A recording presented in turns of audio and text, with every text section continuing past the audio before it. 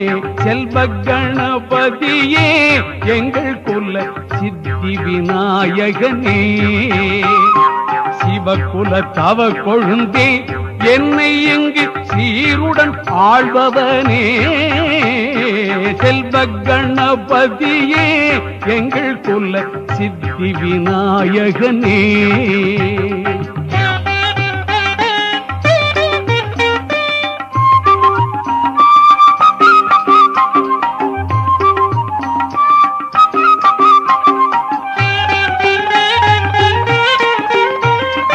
ஆதிக்கும் காரணனே பிள்ளை முக ஆனந்த பூரணனே, ஆதிக்கும் காரணனே பிள்ளை முக ஆனந்த பூரணனே, கீதையை எழுதி தந்த வக்ர துண்டி கீர்த்தி விநாயகனே.